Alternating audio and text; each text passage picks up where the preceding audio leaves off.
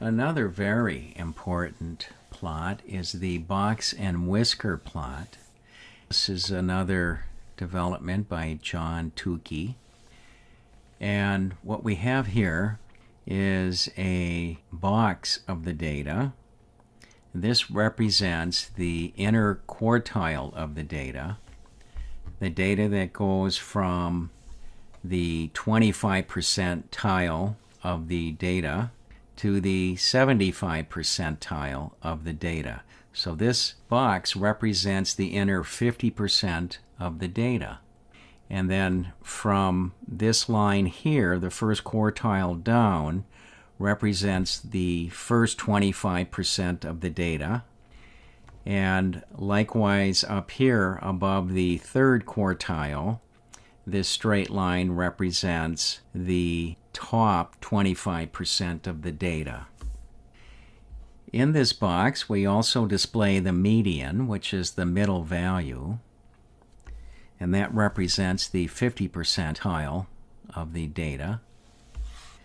Also, we have a data point out here, an asterisk, and this is an indication that we have an outlier in the data. And outliers are values beyond Q1, which is the 25 percentile data point, minus 1.5 box lengths.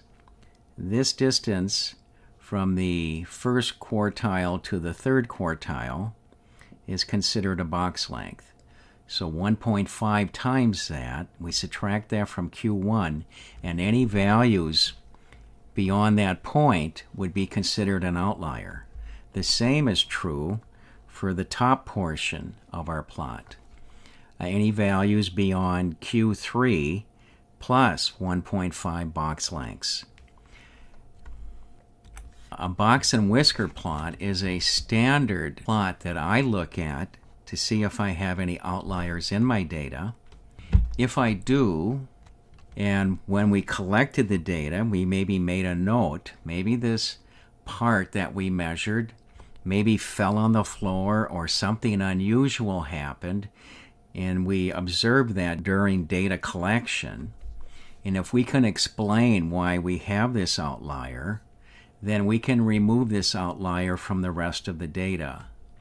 And that data point should be explained in a report that we removed it and why we removed it. We should only remove outliers from the data if we have an explainable cause and we've eliminated that cause so that it won't happen again in the future. Let's discuss how we would create a box and whisker plot manually without using software. If we collected the following 13 data points, we'd first arrange them in ascending order, which means from smallest to largest. Determine the median, which is the middle value. So we would find the middle. We have 13 data points here, so 0.7 would be our median. Determine the first quartile, that's the median below the overall median. So that's the middle value of the bottom 50% of the data. In this case, it's 456 plus 458 divided by 2.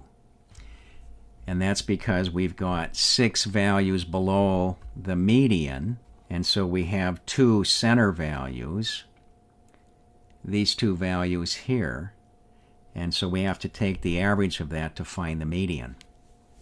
The same is true to determine the third quartile, the median above the overall median. The overall median being 462. So over on this side, we've got 468 and 471. And we're going to add them and divide by 2 to get 469.5. Next, let's determine if we had any outliers in our data.